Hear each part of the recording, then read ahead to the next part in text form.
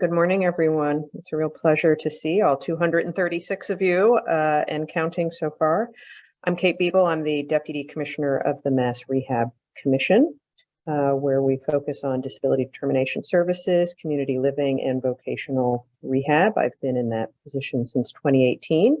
It's my pleasure today to be able to sort of MC and introduce all our amazing speakers. So I'm going to start with our own commissioner of the Mass Rehab Commission. Toni Wolf has served as Commissioner of the Mass Rehab Commission since 2017, where she has grown, streamlined, and modernized the agency's array of services to empower individuals with disabilities and their families. It's my pleasure to introduce Commissioner Toni Wolf. Thanks, Kate. Good morning, everyone, and welcome to our symposium. I'm very excited to be here, and it's exciting to see people rolling in. We're at this point 252 people, so keep rolling in. It's great. As Kate said, my name is Toni Wolf, and I am the Commissioner of the Massachusetts Rehabilitation Commission. And again, it is really my pleasure to welcome you this morning. At MRC, we are in the business of possibility. We work with stakeholders and partners to expand what's possible in the lives of people and to bring down the physical and societal barriers that limit their potential. Our goal is to build and strengthen relationships because we know collaboration works. That's why today and continually, we bring together job seekers and employers to find solutions that have a real impact in people's lives and in the workforce. We are truly thrilled to host this event and eager to offer strategies and solutions regarding hiring and retaining individuals in recovery. These individuals are skilled, ready, and willing and able to impact the bottom line for businesses. I'd like to thank Advocates for Human Potential for helping and making this event incredibly possible. I also really want to thank Ted for sharing his story. I really appreciate that, Ted, and really grateful to your support. I also want to thank Senator John Villas and State Representative Josh Cutlin, who will be here later on today, for always supporting MRC and spreading the word, and all of our speakers today. Thank you, thank you, thank you. Together, we are making a better state possible, in where inclusivity creates a sense of belonging, enhances innovation, and improves leadership skills and abilities in our companies. Employers, today you will find talent from individuals who are determined to succeed and have grit. To job seekers, today you are seen. You have employers here who want to hire you. Now, it is not my words that are going to help you remember today. It is truly the collective action from all of us. So enjoy the day, appreciate all that's around you, and please be part of our collective action together. Thank you. Back to you, Kate. As Ted Wayman would say, back to you, Kate. That's right. All right, so I'm pleased to get us kicked off. Our first presentation today is going to be MRC, your business solution to connecting with qualified employees. And I'm beyond happy to introduce MRC's own Molly Eastman Burnham. She's a West District Employment Service Specialist for MRC, and she uses her leadership role in job-driven trainings to support employment for hundreds of individuals as a licensed alcohol and drug counselors and recovery coaches in Massachusetts. It's my pleasure to introduce Molly Eastman Burnham. Thank you, Kate. Good morning and welcome employers, vendors, community partners, in Massachusetts Rehabilitation Commission staff members. My name is Molly Eastman Burnham, and I am the West District Employment Services Supervisor for the Massachusetts Rehabilitation Commission statewide job placement team. I am passionate about addiction recovery and about the work we do at the MRC, and I am pleased to be with you this morning to share how we, the MRC, are your business solution to connecting with qualified employees. At the MRC, we work to expand what is possible in the lives of people with disabilities. We serve individuals with a variety of disabilities across the Commonwealth, including invisible disabilities such as substance use disorder. MRC is committed to providing services that break down barriers and empower people with disabilities to live life on their own terms. Our programs focus on vocational rehabilitation, community living, and disability determination for federal benefit programs. Despite legal protection, people with disabilities, including substance use disorder, have faced barriers, including stigma and discrimination, in their path to independence, self-determination, and recovery. We at MRC believe in bringing down barriers and overcoming the negative perceptions, ignorance, and fear around people in recovery. Being here today shows your commitment to bringing down the barrier with the MRC, and we are so grateful to partner with you on this journey.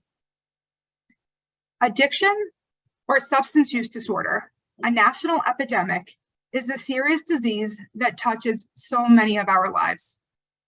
According to data provided by MRC's Analytics and Quality Assurance team, during fiscal year 2022, 15.9% of individuals reported having substance use disorder as a primary or a secondary disability, an increase from fiscal year 2021, where 15.1% of individuals reported having substance use disorder as a primary or secondary disability. At MRC, we believe recovery from addiction is possible. The Substance Abuse and Mental Health Services Administration, or SAMHSA's, working definition of recovery is a process of change through which individuals improve their health and wellness, live a self-directed life, and strive to reach their full potential. SAMHSA identifies 4 dimensions of recovery: health, home, community, and purpose. At MRC, we believe employment connects individuals to a healthy, stable community and to purpose and meaning, which fuels recovery. For the purpose of my comments, I am starting with the end in mind: employment. You will hear from my colleague Joe Davis shortly, who will share more about the foundation of the vocational rehabilitation process. Vocational rehabilitation counselors in the area offices across the state build a solid foundation with the individuals they work with through personalized counseling, guidance, support, and individualized plans for employment. This solid foundation is imperative to the success of the individuals we serve, and we cannot do our work without them. At MRC, again, we see the person first, and we empower the people that we serve to live life in recovery on their own terms. In the Vocational Rehabilitation Division of the MRC, our main goal is employment and economic self-sufficiency for people with disabilities. We witness and take pride in individuals evolving from working on their recovery to working in recovery. We have found and have heard from our employer partners across the Commonwealth that hiring individuals in recovery can have immense benefits for both employers and employees. When employers are open to hiring individuals in recovery and are flexible, they expand their pool of candidates and discover individuals with unique strengths, including dedication, gratitude, and loyalty. For employees in recovery, employment is an important source of income, stability, and structure, which oftentimes improves overall health, confidence, and self-esteem. Much like individuals not in recovery, individuals in recovery find meaning and purpose in employment. As you will hear in great detail today, individuals in recovery can work in many fields and market sectors. While MRC does have a notable amount of individuals in recovery seeking employment in the recovery field, yearning to give back and help others on their journeys, this job is not for everyone. According to MRC's Analytics and Quality Assurance team, in the last 2 fiscal years, MRC has supported over 500 individuals with substance use disorder to find meaningful employment in a variety of different market sectors. Of note, registered nurses making an average of over $40 an hour, electricians making an average of over $29 an hour, computer system analysts making an average of over $36 an hour, massage therapists making $75 an hour, construction supervisors making an average of $35 an hour, engineers making an average of $35 an hour, surgical technologists making $30 an hour, and postmasters making $35 an hour. As you have heard, employment supports recovery and is a significant part of rebuilding lives. We at MRC are your key to expanding your candidate pool and connecting you to qualified, educated, and diverse employees across the state. By the time a candidate for employment from the MRC is presented to you as the employer, they are well poised for success with a support system in MRC behind them and behind you. The MRC job placement team has a dual customer approach. Our customers are the individuals we serve and the businesses we partner with, such as yourself. Our team is here for you, our employer partners, and we want to see success for you as much as we want to see success for the individuals we serve. The MRC job placement team prepares the individuals we serve for employment with our best practices, which you will learn more about later in the day. In closing, we encourage you to treat addiction like you would any other medical problem. See the abilities versus the disabilities, and imagine the possibilities instead of the limitations. It is now my privilege and honor to introduce Joe Davis, MRC Area Director of the Roxbury office, to share more about the supports individuals receive from local MRC offices across the state before they seek employment and are connected to businesses like you. Thank you. Good morning, everyone. Thank you, Molly, for your kind words, and thank you all for participating in this forum. I would also like to thank the Advocates for Human Potential for partnering with the MRC to present this symposium. And in addition, I would like to extend a special thank you to all employers who are with us today. My name is Joe Davis, and I am the Area Director of the Roxbury MRC office. My goal here today is simple. It is to establish that the MRC is your go-to partner for the recruitment and retention of qualified workers to meet all of your employment needs. As Molly has stated, we at the MRC believe recovery from substance use disorder is possible, but it is a marathon rather than a sprint. There are many twists, turns, detours, and sometimes even roadblocks on the path to recovery. However, just as in other areas of the journey of life, the main objective in recovery is to stay the course, and even if you fall, to get back up again, dust yourself off, and stay in the game and on your path. The MRC has a dedicated commitment to the success of each individual, And we have made a tremendous investment into the people we serve and will utilize every conceivable resource to prepare them to take their rightful place into the world of work. Today, I would like to pull back the curtains of the MRC and show you exactly what goes on behind the scenes in order to prepare an individual consumer for employment before they will show up to you as a potential employee. My hope is that it will bolster your enthusiasm for hiring MRC consumers in your workplace. The first thing that happens is obviously a referral has to be made. It can be made in person, online, via telephone, through the MRC Connect. Each area office is equipped with a kiosk, a computer, and a phone. There is assistance that's available for people who need it, or the application process can be done from the comfort of your home. An application can be done through a third party, but the individual consumer approval is required before you would do so.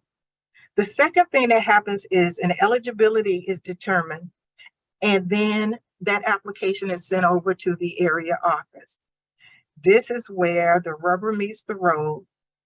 A vocational rehabilitation counselor is assigned, and the real work begins with the establishment of positive regard and a dedication to assist in every way possible to make the dream of employment a lived reality. Voc Rehab counselors act as both coach and cheerleaders. The consumer is the player on the field, but we function as a team in order to reach the goal of gainful employment. The next item on the agenda is the individual plan for development. The individual plan for employment is developed. Based on consumer choice, a vocational goal is determined, defined, and services are added to support achievement of that goal. So I want to give you a brief idea of some of the services, and this is not the full litany, but this is representative. One of the main services we provide is guidance and counseling, and this is to assist a consumer in determining a vocational goal. For someone who's in recovery from substance use disorder, substance use counseling and treatment to maintain sobriety and find a sponsor via AANA or other recovery support groups is a very important component of our service delivery. The next thing, depending on the need, we will provide emotional restoration to maintain emotional stability via therapy, counseling, psychological, or psychiatric support. Sometimes there is a need for physical restoration to maintain good physical health. We provide education for our consumers, and those are the people who apply for our services, to help them obtain employable skills. We provide transportation for them to get to and from training programs, school, or their various treatments. We can also provide assistive technology to maintain and improve functional abilities and to promote their independent functioning. We also provide IT provision, which includes computers, printers, MacBooks, iPads, and things of that nature. We also provide computer literacy training, benefits counseling to understand the cost analysis and benefits of work versus public benefits. We also provide skills training, vocational technical training such as culinary arts, heating, ventilation, and air conditioning, barbering, massage therapy, floral designer, CDL, paralegal, teaching. We can pay for college tuition and fees so that our consumers who have a goal of higher education or a job goal that involves obtaining a college degree and other work credentials, we can provide that. We also provide tutoring services to help with their learning objectives. We can provide driver lessons for people who would like to become more functionally independent, or if that is a component of their job goals. We also provide uniforms, boots, jackets, shoes, interview attire, anything that's required for work. We provide books and supplies to augment classroom instruction when it's required. We also provide GED preparation and instruction. We can pay for professional and vocational license exams and the acquisition of other types of skills. So as I said, this is not an exhaustive list, but it's just some of the services that the MRC can bring to bear to assist a consumer in obtaining their job goals. And once a person has done their training, the next peg would be job placement. And this is to obtain suitable employment. Some consumers are ready and able to obtain employment on their own, or they get hired through an internship. But what you should know is that the MRC has its own internal job placement team. Each area office is outfitted with an employment services specialist and a job placement specialist. And some of the supports they provide are resume and cover letter development, mock interviews to prepare them for eventually coming in front of organizations such as those that you represent. We provide career connection groups, boot camps to prepare them for other types of employment. We provide job coaching services, job development services, customized job placement supports, provision of job leads, on-the-job trainings, on-the-job evaluations, and job-driven trainings. These are some of, I would say, some of our most popular forms of employment supports. And I know that later on today, Bill Allen and his team will be discussing some of these opportunities with you. So beyond that preparation, after someone obtains a job and they've been on the job for 90 days, they are considered gainfully employed, and the case can be closed as a successful rehabilitant. However, the MRC support system doesn't end at obtaining gainful employment. If necessary, the MRC can provide post-employment services. This means that we are still your go-to partner should the need arise for continued support after you have hired one of our applicants. The MRC is available for resource provision for employment retention, job coaching to help an employee to meet the requirements for success on the job, the provision of relapse supports, because it happens sometime, and also technical assistance for reasonable accommodations, provision of assistive technology, and occasionally the provision of retraining, because sometimes a job could shift and change and it requires higher level skills. So should that happen, we would still want you to be in touch with us, because we would have the capacity to remediate that particular issue on behalf of the people that we serve. So let me just ask you, what recruitment firm or temp help services has the ability to provide all of these types of supports to you as an employer? I don't think there is another place in the Commonwealth that you can receive the high level types of supports that the MRC can bring to bear to assist our individual consumers to be excellent workers and to serve you in your organizational or corporate bottom line. So to bring my comments to a conclusion, I wish to reiterate the MRC has a huge pool of talented individuals who are polished, prepared, and ready to meet the needs of your workplace. We have put a lot of time, effort, and resources into the interest of preparing them to take their place in the world of work. All our applicants need is a chance to show you what they are capable of bringing to the table in the pursuit of their piece of the American dream. After all, isn't that what we all want? An opportunity to live a life of dignity, self-respect, and to contribute to the common good.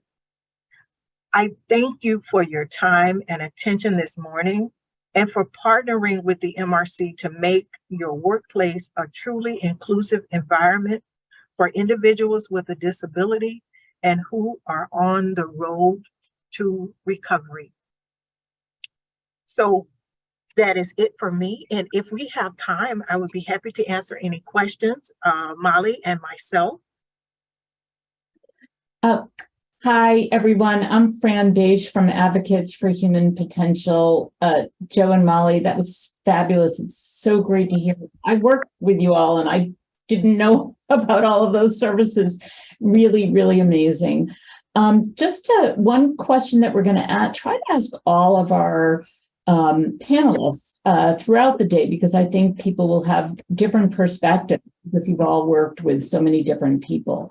And what we would like to know is what are the strengths you need with people in recovery when it comes to employment? I know, Molly, you did mention some, but so many people may, when they hear about someone who may be in recovery, maybe they feel a little bit nervous about hiring them.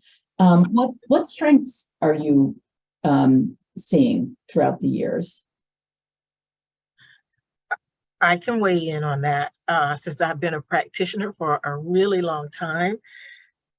What the literature has shown, but also what I have observed up close and personal, is that individuals who are in recovery, as well as other individuals who have disabilities, they bring a work ethic that is unsurpassed because they feel they have to demonstrate to the employer that they have made a great choice by hiring them. So they have less time off from work because they're so dead set on being an exemplary employee. They contribute a lot of money to the Commonwealth by virtue of them being able to collect a paycheck because they're gainfully employed, which means there's a reduction for public benefits because people have the dignity of being able to earn a living, to be able to find meaning in work.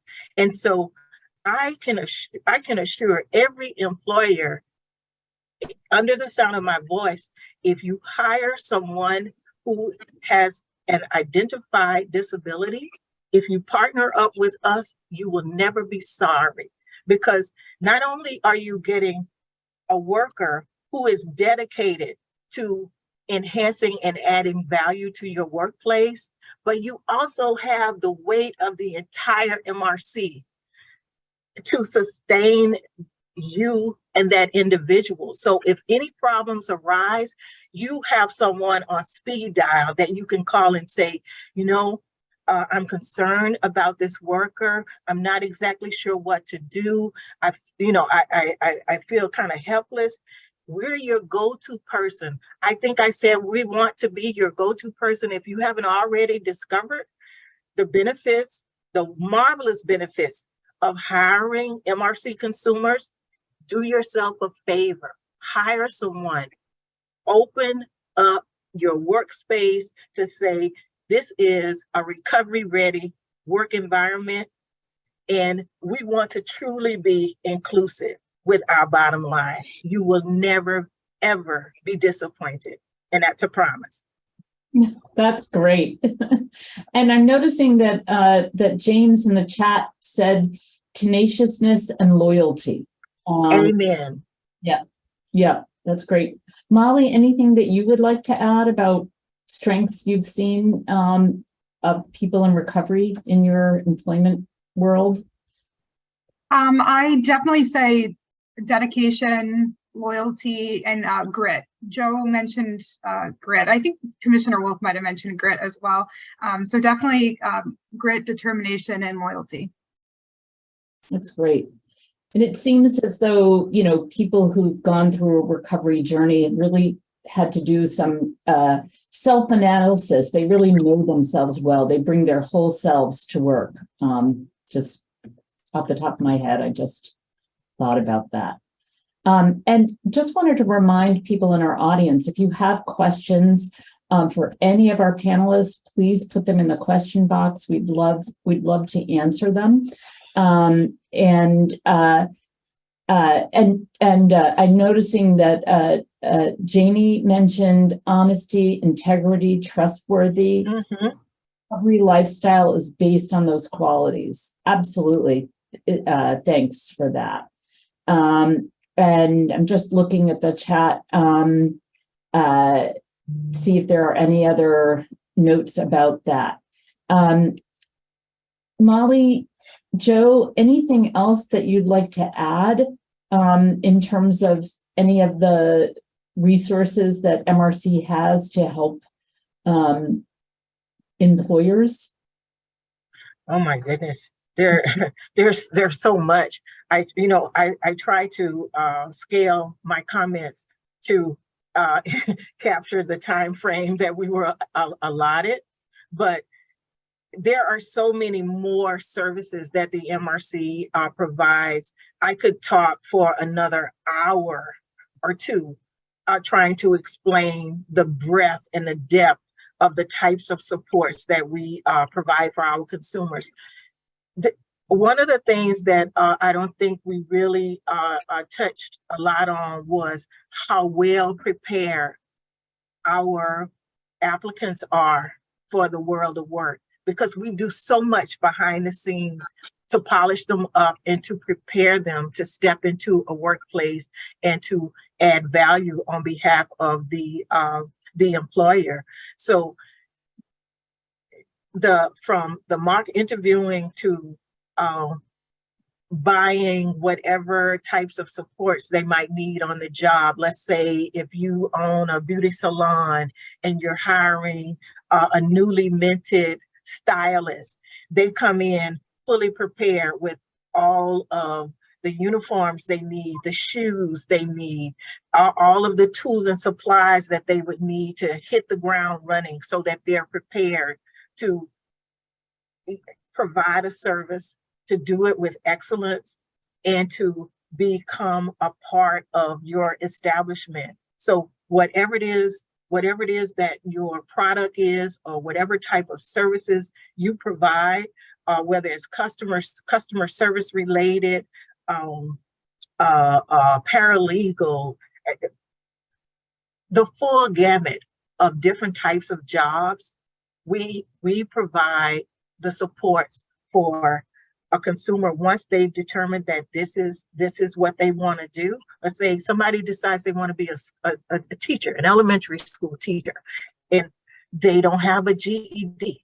That would be square one. We start with that, and then incrementally bring them up to the obtaining their college degree, and then obtaining the credentialing, like you have to be certified to teach. The MRC would pay for all of those certifications that are required for them to become certified within the Commonwealth, and then onboard them, provide whatever supports they might need. I mean, it's pretty amazing, you know, the types of supports we can provide. And Molly and Joe, there is a question in the question box, and this is I think a helpful question for everyone. They want to know, can you clarify how eligibility for MRC services is determined for people with substance use disorder? I think probably Molly and Joe, that many people may not even understand that substance use disorders can be considered a disability. So it would be good to hear about that. Absolutely, Fran. And whoever asked that question, you are dead on, because for many years, substance use disorder was not considered a disability. It was considered a moral failure. I mean, and thank God we're no longer in those bad days where, we're looking at it from that perspective. Substance use disorder is, to me, when I think recovery, I'm thinking recovery from substance, but it could be recovery from a stroke. It could be recovery from a mental illness that someone has grappled with, and they're in the process of putting their life in order by obtaining the appropriate therapeutic supports so that they can live their life with dignity and with meaning. So I look at it as a continuum. So substance use disorder is just like all of the other disability categories. First, we have to understand that it is an illness. I mean, it's a disease, really, and there are physical characteristics, psychological characteristics.